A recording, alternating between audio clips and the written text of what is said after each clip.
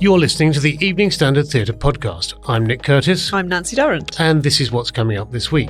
We'll be discussing La Cage aux Folles at the Regents Park Open Air Theatre and the very real dangers of open air theatre in this bleak land of ours. And we review Wordplay at the Royal Court. A name that stirs the guts, pits neighbour against neighbour, creates life-altering chaos. A name to turn back tides a different way for generations, because history always ripples on. That's by Rabiah Hussain, and it's directed by Nimmo Ismail. And our guest this week is Frankie Bridge, making her acting debut as Lauren in 222, A Ghost Story. When I was young, before I got into a pop group, that wasn't really a thing at my age. It was, I always say, you were either going to be in a Cheestrings advert or you were going to be in the musical theatre. There wasn't really much in between. Plus, is this the end of her singing career?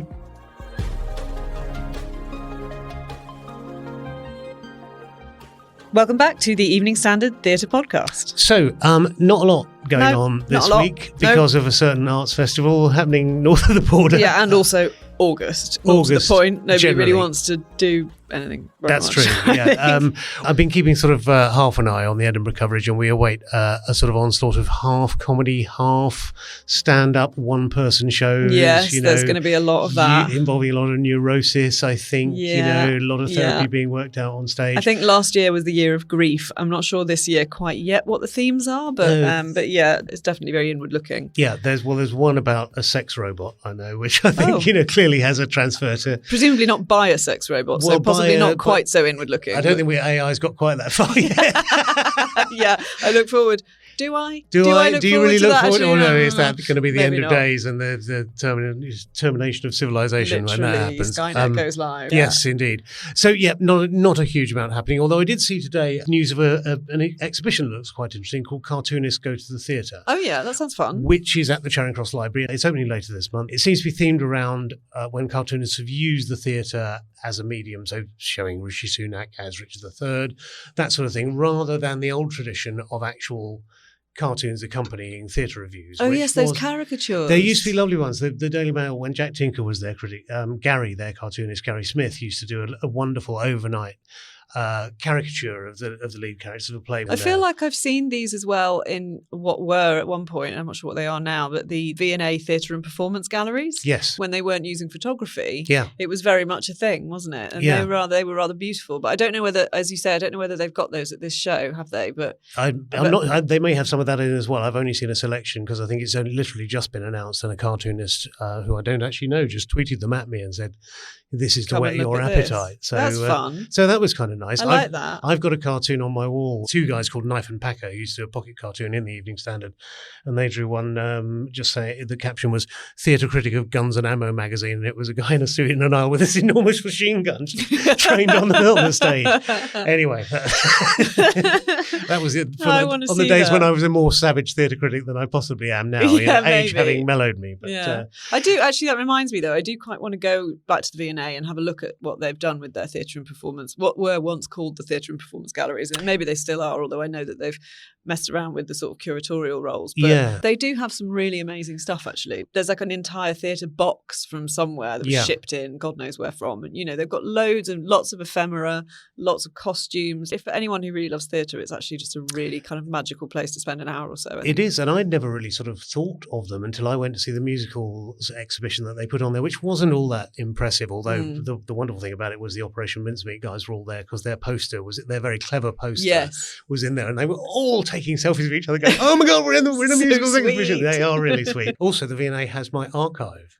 He said grandly. The Nick Curtis Memorial Archive is at the V&A. When I was, I was a theatre critic for 10 years, then I went off and did other stuff for 20 years, and then I came back to being a theatre critic. And for those first 10 years, I hung on to every programme of every crappy fringe show that I went to, and they were mostly crappy fringe shows. So I was a deputy. Yeah, but that stuff doesn't exist anymore. Exactly. I mean, I live in a tiny, tiny, tiny flat. I have to recycle everything. Yeah. And I'd love to be able to keep all my programmes, especially all the big stuff. It's like fanzines, isn't it? Exactly. It's just stuff the stuff gets lost. Ephemera that gets missing. And I kept them all on a top shelf built into an alcove, and one day the shelf fell down. It all fell on me.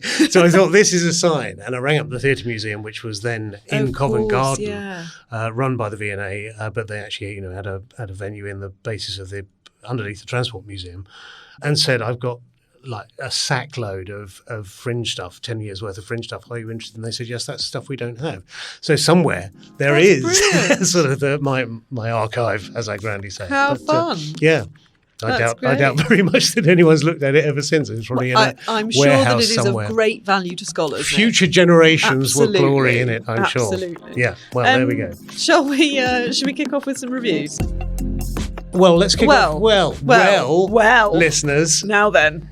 This time, this is not a review of La Cage aux Folles It at is the not. Open Air Theatre, because for the first time since 2017, press night was rained off earlier this week. I will be going to see the show tonight. Rained off, but not before I was able to bag the absolute Regents Park Open Air Theatre must-have, which is the massive mosquito bite on my knee. Ah, fantastic. Yeah, every single time I go. As well and as they the are sort of- nuclear, by the way. I don't know what the conditions are there that particularly grow these extraordinary, like, kind of, I don't know, X-Men mosquitoes. But, like, I've now got a third knee. Oh, blimey. So that's I'm fun. sorry to hear that. That's fine. Who'd have thought that London would become the sort of tropical rainforest of... Well, yeah, perhaps yeah. people have been telling us that for years. But anyway. But I think you also got the other must-have at the Regents Park Open Air Theatre, which is a large sort of human-sized condom that they hand out on the way in as a sort of... those ponchos are disgusting, because they're now like, they used to do the sort of plastic ones, you know, which were also kind of hideous but kept the rain off and what have you, but now they're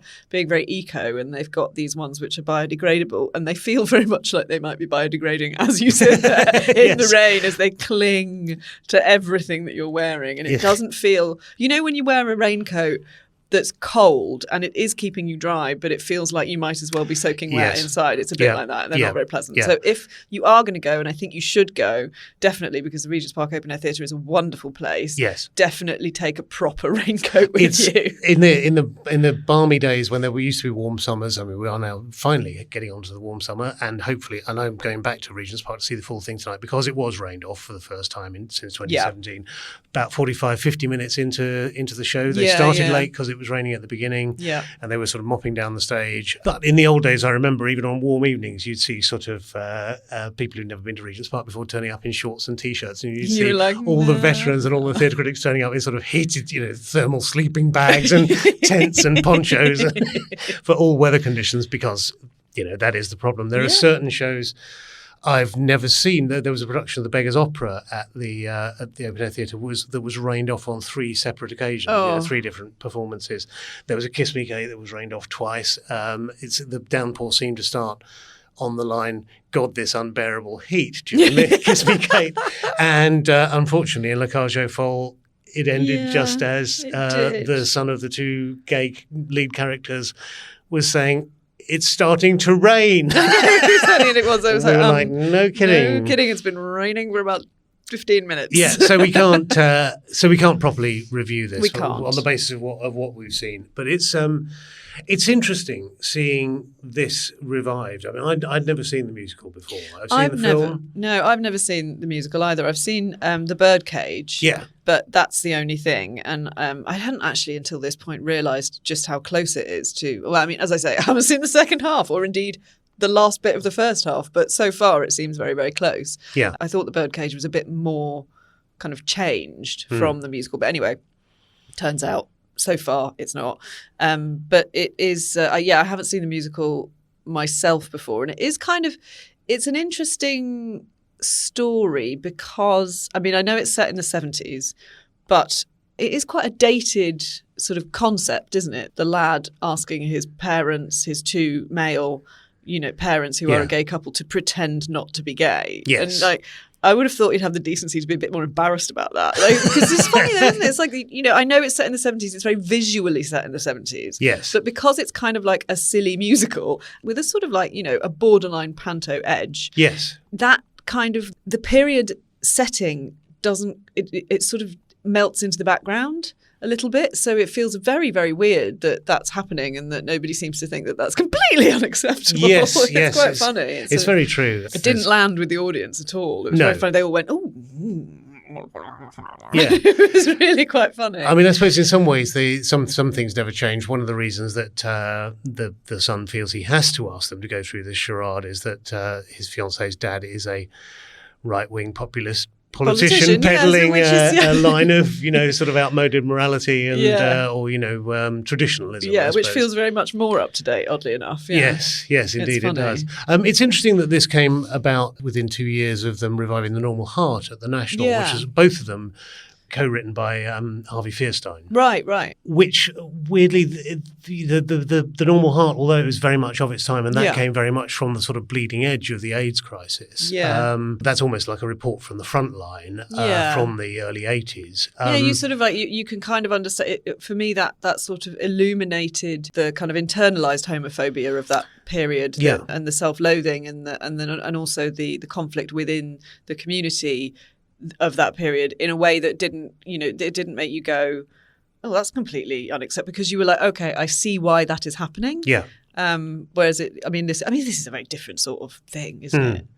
It's a shame. It's a great shame for Tim Sheader, because it's his sort of swan song. The raining off. The raining off of his press absolutely. night is a pity. I think he will still get his reviews, but this was his swan song as artistic director of the Open Air Theatre, which he has. He's going to the Donmar, isn't he? He's going to the Donmar, which I think we've said on here before is a very interesting appointment. To go from a large, necessarily brash because it's outdoors, popular theatre, where a lot of his work has been in reviving musicals like this, slightly neglected musicals, in some cases doing wonderful sort of reinventions of them. The Jesus Christ Superstar that he staged there, the Evita he did more recently, directed by Jamie Lloyd. I think it's interesting, though, in a way, because, the fact is that what he's done very successfully at Regents Park Open Air Theatre is work with the space. Yes. And so I wonder whether that actually is part of the appeal with the Donmar, because he's probably like, oh, I'm itching to have a go with a different type of space and to do, the kind of things that I couldn't have done at Regents Park Open Air Theatre, and again, kind of really make that intimate space work for the audience. I'm going to be really interested to see what he does and sort of flexing a different muscle. Yes, I agree. Yeah. It was really interesting. I caught up on Mrs. Doubtfire the other week, and the former director of the Regents Park Open Air Theatre, Ian Talbot, is in that as a children's entertainer. Really? I think I was always probably a bit unkind to Ian Talbot in the past, and now look back on him with much more generosity of spirit than I did then. But in those days, they used to do a production of Midsummer Night's Dream every year, and Ian Talbot would usually direct it, and he would usually give his bottom, as they say, every single year. And it was always very, very similar. And there was sometimes a musical, there was usually one other Shakespeare, but it felt like much less of an event. The openings at the Open Air Theatre under Tim Sheader had become real parts of the calendar. It was quite starry on It was very starry last night. I had Bonnie Langford in front of me. I know. I saw that. Genuine bona fide musical theatre legend. Absolutely. I also saw Joe at Ando further down the there were thing. loads of people with, around. by the way, a woolly beanie on. Very sensible. Everybody dressed for the for the worst, which is, as we've said before, wise. Yeah. I just want to say, and I know we're not reviewing, but I did want to say that I really, really was enjoying, when the show closed, the relationship between Billy Carter's Georges and Carl Mullaney's Albin in La Cage aux Folles, because it felt very, very tender and adorable. And I feel like that is sort of like the heart of the whole thing. And I just wanted to give them a little, shout out, because I don't know whether I'm going to get back, and I want, I just wanted to say I thought that was lovely. I really believed in their relationship. It also features, it has a great opening number with my God. Some tap dancing drag queens. It's one of the reasons why they had to stop it. Yeah, you cannot break the drag queens. Drag queens in high heels on a stage with a rake on it, then absolutely not. Yeah, too dangerous. Yeah, exactly. Well, maybe next week I'll be able to tell you what the rest of it was like. I would very much like to hear that. Okay, you're on. Right, I think time for a quick ad break. Yep, coming up, Frankie Bridge joins me down the line from the Apollo Theatre. We talk about her role as Lauren in 222 A Ghost Story, how her school friends keep her grounded, and whether there'll ever be a Saturday's comeback.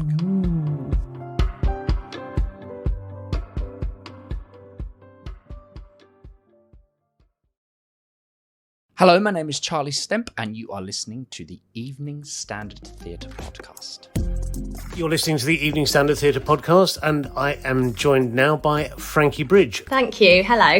Would you mind telling the listeners who may not know that much about it what 222 A Ghost Story is about and your part within it? It's one of those ones that's annoying because I don't want to give too much away because there's so many twists and turns throughout the show.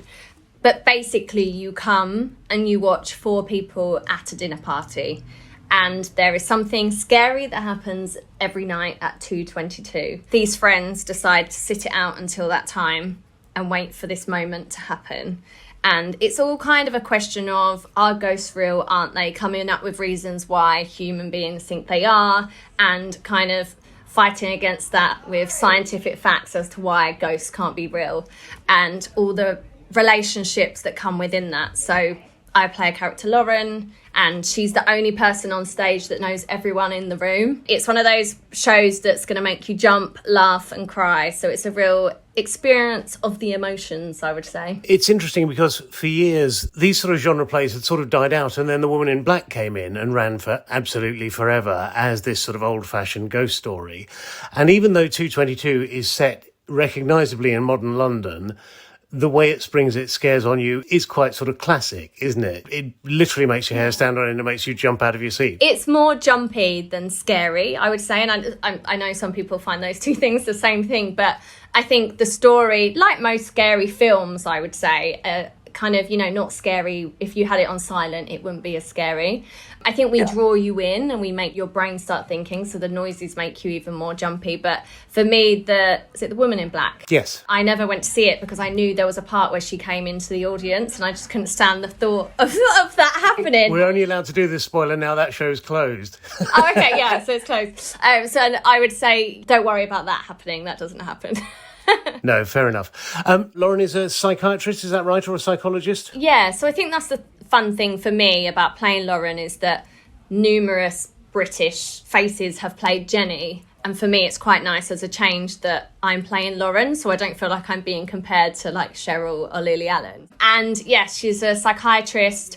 She has a drinking problem, so you slowly see her throughout the show get drunker and drunker as the show goes on. And she's fun because she's there to have a good time, but also she has a confusing relationship with all of the characters there, and so she's very up and down and you can't really guess what she's going to do next. What made you want to do it? This is your first acting role, isn't it? Or your first one, certainly since drama school. Yes, it is. I was in a pop group from the age of 12, so for me, acting hasn't really been a part of my life for a really long time. Funnily enough, I know Jake Wood, who was in 222 before, and so I came to watch him in it with Lily Allen, and I just loved it because I'm normally a musicals fan. I've only watched a handful of plays, and this was the first play that I genuinely loved, and that's what I think is great about it, is that you don't have to be someone that only likes going to plays. It's entertaining enough in its own right, and after I watched it, I thought, you know what?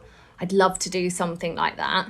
Never said that out loud, and then a few years later, it's come round, and just one of those full circle moments of being asked to do it was a real big point for me. Was it a long-held desire to act? Was it something you'd sort of started out wanting to do and then got diverted into music? When I was young, before I got into a pop group, that wasn't really a thing at my age. It was, I always say, you were either going to be in a Cheestrings advert or you were going to be in the musical theatre. There wasn't really much in between. And I didn't end up doing any of that, and then ended up in a pop group, and I loved singing and dancing just as much as I loved acting. I just loved performing in general. I kind of happened to fall into that at the age of 12, and then that continued to be my career. So when I finished with music, acting was definitely something that was on my list and a box that I wanted to tick. I'd been asked to audition for lots of different shows and musicals and things in the past, and none have ever felt right for me, because I know that I have this, being already in the public eye, it's very easy, one, for people to kind of dismiss you easily for how you perform, and two, I didn't want to fall into a role that seemed really obvious for me to do. So I love the idea that, yes, other people have been in 222, but I feel like the show is so good and so different, and there's no singing in it, that it was kind of different enough and far removed enough for it to be something totally different for me. I mean, I love the show, and what I love about it is that it has its own sort of alchemy. It takes this very old format, it updates it, it makes it very sort of fresh and surprising, but the star casting also does add an essential frisson to it, and the fact that new people are constantly cycling in and out of it gives it a freshness, I think. Each time it's recast, it feels slightly different. I felt that, the second time I saw it was very different to the first. Everyone brings something new to the table. I know that obviously I saw it with Lily and Jake, and then I really wanted to see Cheryl in it, and then never got round to doing it. And the same with Sophia Bush, who I've replaced, sadly for her, but great for me. Yeah. And I really wanted to see her in it because I love One Tree Hill. And I think that's what's great about the show is that, yes, you can see it and you find out at the end, you know, the big outcome and the big twist. But then you can watch it again and see if you can figure out the little hints that we give you throughout the show. You said something about finishing with music just now. Is your music career finished then, or is the solo career rolling on? Might the Saturdays get back together again? For now, I think it's finished. We have no plans to get back together, and I have no real desire at the moment to do it again. Maybe a musical would be something I'd probably maybe try first. But like, I'm 34 now. I started when I was 12, so I feel like that's the itch that's been scratched, and I get to try so many different things now, and it's so nice. I interviewed Jamie Oliver the other day, who I realised has been famous for half his life, but you've been famous for almost 2/3 of yours now. What does that do to your head? How do you stay sort of stable? I don't think it's not always been stable, but it is very much so now. I think for me, I don't really have, not intentionally, but most of my friends are my friends from school. I don't have many friends in the business. I have friends, but not my closest friends are still my friends from home. And I'm sure you know, friends from home are very good at keeping you grounded. And that's what I love about them. You know, they're the people that knew me before anything had ever happened in my life, and the same with them. So I cherish those relationships a lot. And also just, I don't see why being in the public eye gives anyone an opportunity to be rude or unkind, but also it can be a lot of pressure, and I can see why it can be hard to have a stable mind throughout, and sometimes that pressure gets on top of you. But as I've got older and had kids, I've just kind of realised that, you know what, you can't please everyone. Not everyone's going to like you. They're not going to like everything you do, and you've just got to go for it. I think if I'd been offered this part 6 months ago, mentally I'd have been like, no, I'm not ready to take that on. But I just felt in a really good place to be able to go, yeah, okay, I'm ready for a challenge, and I'll give it all I've got, and let's see what happens. And I had 6 rehearsal days before my first show, so... Was your husband Wayne there on the first night? Did he admit to jumping out of his seat on there for the jump scares? He's the one that came to see it with me the first time, and it's the first play he's ever seen, and just for him to say that he liked it was a big thing. So yeah, he came on the first night. He was super proud. He just said to me, you know, whatever you kind of try your hand at, you managed to do it. Like, you know, he said you didn't need to be as nervous, because I didn't eat for about 4 days. I was so nervous, but he loved it. And he said actually he really enjoyed all the relationships within the show and believed them so much this time. So it's nice that for someone like him, who it's not really his bag, can pick up on stuff like that. You know, I mentioned obviously the pop career and some of the TV appearances, but you know, you were also in Strictly and I'm a Celebrity. Is this a different sort of order of experience? Does this give you a different sort of emotional payback or emotional kick to the other stuff you've done? Yeah, I think, you know what, as a kid, like I said, I've loved performing, and there's always that creative side of me that I always feel needs to be fulfilled. And I think I managed to get that from Strictly, you know, getting to learn something completely new. And I grew up watching that show with my parents and my grandparents. And so for that was creatively satisfying. The Jungle, not so much. That's more a test of your... I don't know, level of sanity, I think. It's kind of a rite of passage, let's say, in my position to be able to do it. So for me, something like this it really is fun just to be so out of my comfort zone. For me, acting's really exposing. It's not like dancing and singing where you can kind of hide behind a song and a dance routine. Although you do get directed, they are decisions ultimately that you have to make on stage. So I think that's a really fun, terrifying thing for me to try, and I'm really glad that I have. Brilliant. Well, congratulations on doing it on 5 or 6 days rehearsal, and 222 continues at the Apollo Theatre. Frankie Bridge, thank you so much for joining us on the Standard Theatre podcast. Thank you. That was Frankie Bridge speaking to me from the Apollo Theatre. Coming right up after this short break, we'll be reviewing Wordplay, now on at the Royal Court. I'm Millie Alcock, and you're listening to the Evening Standard Theatre podcast. Welcome back. Right, Wordplay at the Royal Court. I really enjoyed this. I had a feeling that some people wouldn't. What did you think, Nancy? I absolutely, definitely did enjoy it. Right, I There's did a big enjoy but it. Yeah, there, isn't I it? thought, well, you know, it was funny, it was clever, it was thoughtful. You know, you come away with a sort of appreciation. I think. I mean, it's about. all right, let's go back a bit. It's not really about anything, is it? But it's about, I suppose, the power of words, the subtle power of words. Your choice of word can make a huge difference, and about how language impacts on sort of everything, really, I think. I suppose. It's a very nebulous concept. Yes. It's not really a story. It's not really a story at all. It's not really a play. No, No, it's it's a not, series exactly. of thematically linked sketches. It's sort of, I suppose it feels more like, it feels a bit more like performance art. Do you know what I mean? Yeah. Or kind of somewhere like that, because the through thread isn't quite strong enough, although there is one, but it doesn't quite tie it tight enough to feel like a play. You know, you come away with a sort of appreciation of the kind of ideas behind it, but there are a lot of them. Yes. I think you liked it more than me, but I found it persistently interesting. Yes. But I think one of the things that started to bother me a bit was that you very quickly begin to understand that each scene is going to be very short, which means that any jeopardy within those scenes doesn't really take hold because you know it's going to disappear. The Royal Court is new writing, right? It's new writing. It's very often experimental writing. And I think you need to go in and see things very much with that in mind. Like, you're not expecting it to be, you know, the next show at the Littleton or whatever. It's something completely different, and you absolutely have to go in with totally different expectations. And in that respect, I really did enjoy this a great deal. And I really like the cast. I really like the cast. It's a 5-strong, non-white cast, and a lot of the questions it addresses about the use or misuse of language is to do with race or with culture, isn't it? It starts off with 2 voiceovers discussing Enoch Powell's Rivers of Blood speech, and which isn't a particularly dynamic start. It's not a dynamic start, but it's fine. But it sort of sets the scene, and it sort of flags up as well, I thought, quite cleverly, the way 3-word slogans quite often work. Rivers of Blood, take back control, all those sort of things. Yeah.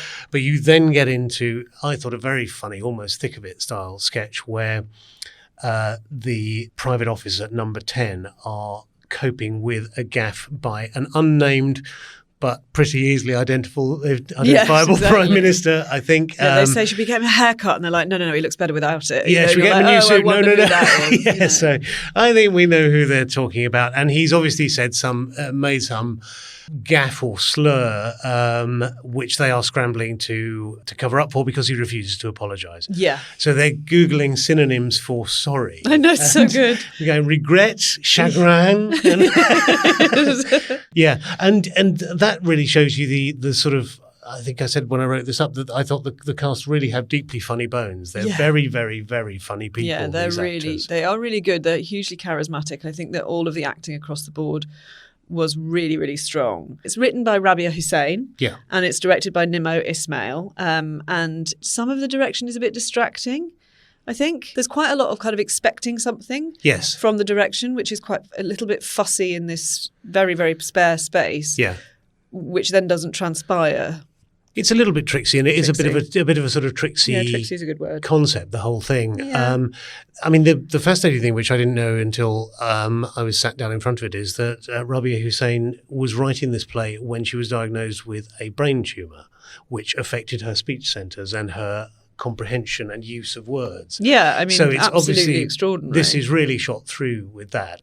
The scenes are very short. There are some which are quite powerful, just particularly one moment where one man talks about trying to educate his children. Yes. His father told him to sort of laugh off slurs, the whole sort of sticks and stones may break my bones thing, but words will never hurt me.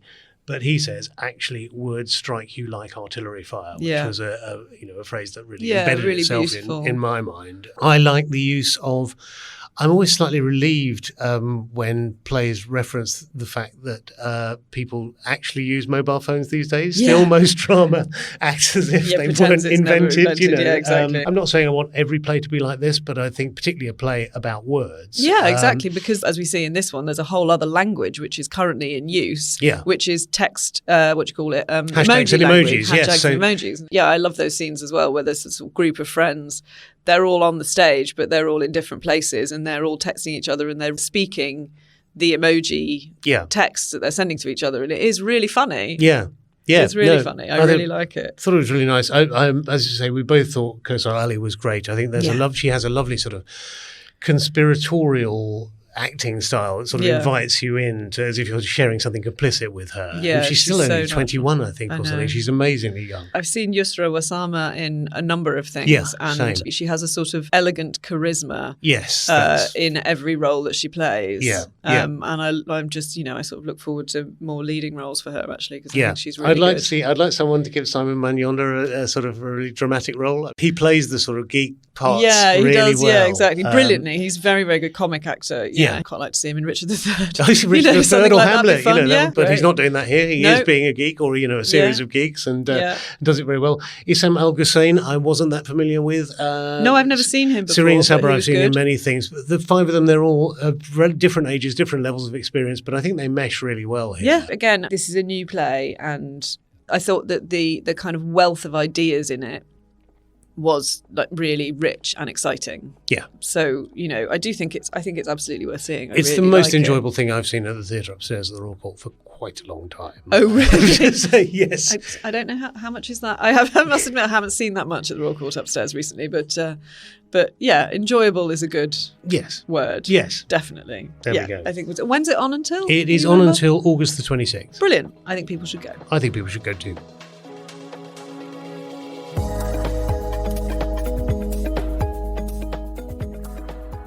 That's it for this week's episode of the Evening Standard Theatre Podcast. Thanks to our guest this week, Frankie Bridge. You can find all our interviews, including with Charlie Stemp and Tom Eden, Daniel Mays, Millie Alcock, and many, many more down below. Thank you also to our producer, Rachel Abbott, and you can find all our latest reviews straight from Press Night at standard.co.uk. That's linked below. Don't forget to subscribe to this podcast, and we'll see you next week.